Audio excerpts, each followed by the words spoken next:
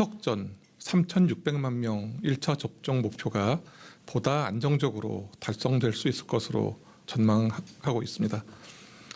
추진단은 9월 초까지 도입되는 물량을 활용해서 18세에서 49세 연령층 접종을 보다 신속하게 추진하기 위해 9월 6일 이후에 의료기관별로 예약 가능한 인원을 더 확대하였습니다. 이에 따라서 18세에서 49세 연령층 분들 중에서 아직 예약하지 못한 분들 또는 추석 이후로 예약하신 분들 중에서 접종을 앞당기기를 원하시는 분들은 일정을 조정하여 더 빠른 날짜에 접종을 할 수 있습니다. 오늘부터 새로 예약을 하시는 경우 9월 6일 이후 날짜로 선택하실 수 있습니다. 이미 예약하신 분이 접종 일시의 변경을 원하시는 경우 사전 예약 누리집을 통해 기존 예약을 취소한 후에 원하시는 날짜와 의료기관을 선택하여 재예약하시면 됩니다.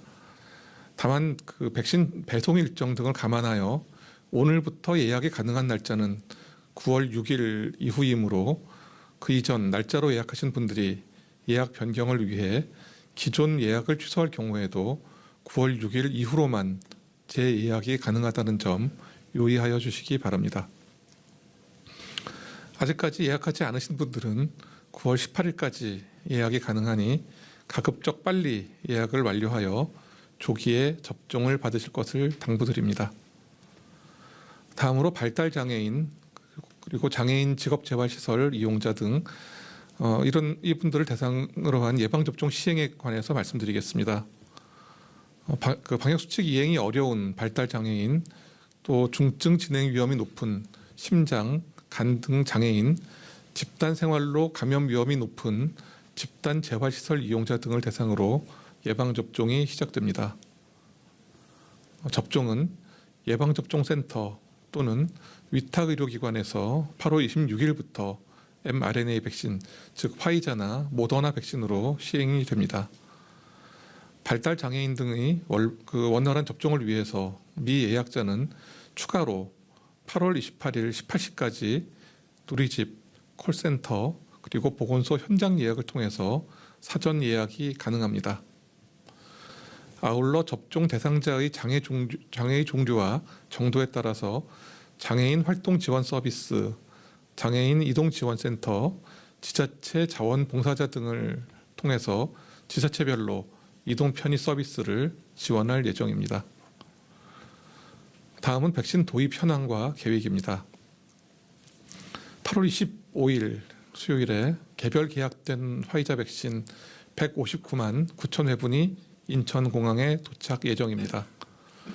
이로써 내일 도입되는 화이자 백신을 포함하여 7월 1일부터 8월 25일까지 2,689만 회분의 백신이 공급되고 누적해서 4,551만 회분이 백신이 공급됩니다.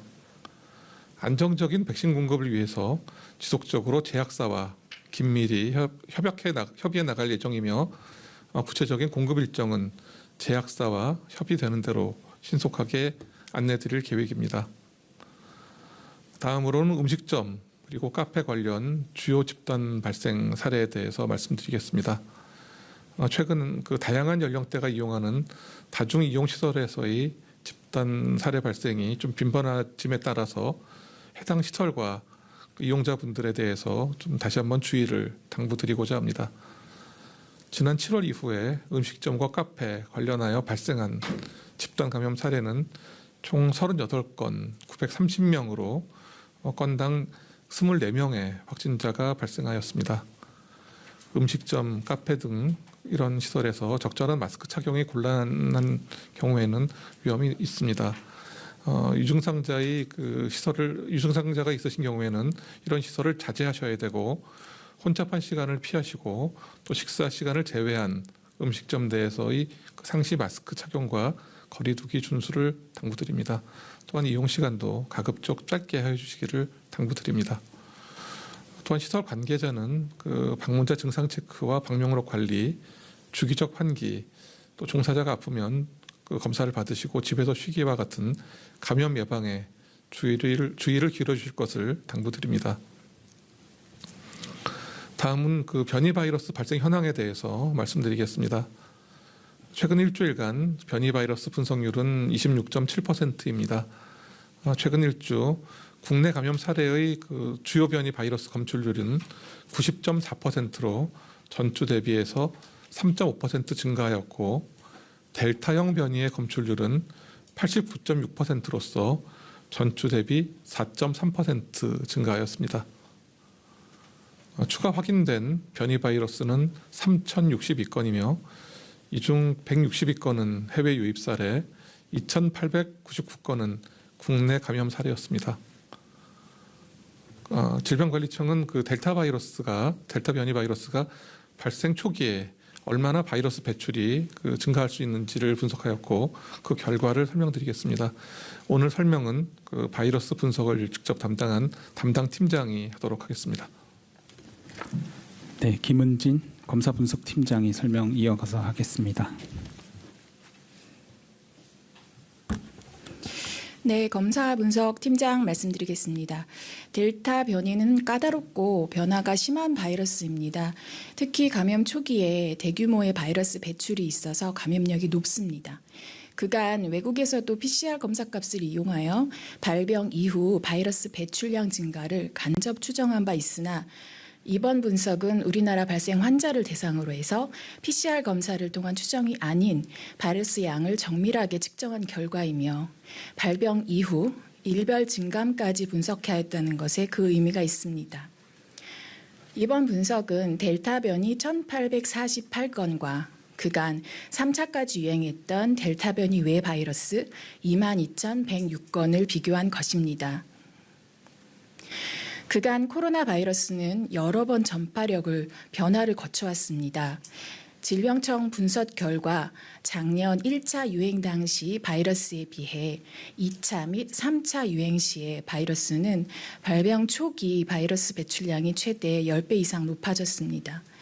그리고 현재 4차 유행의 중심인 델타 변이 바이러스의 경우 2차, 3차 유행보다 다시 최대 20배 이상 가량의 바이러스 배출량이 높아진 것으로 확인되었습니다. 현재 델타 변이 바이러스는 1차 유행 당시보다 발병 당일에는 300배가량 많은 바이러스 배출량이 관찰되었다는 것이 이번 분석 결과입니다. 그러나 델타 변이 바이러스 배출량은 점차 감소하기 시작하여 발병 4일차에는 30배로 감소하였다가 10일이 경과한 시점에는 바이러스 배출량의 차이가 거의 없게 됩니다.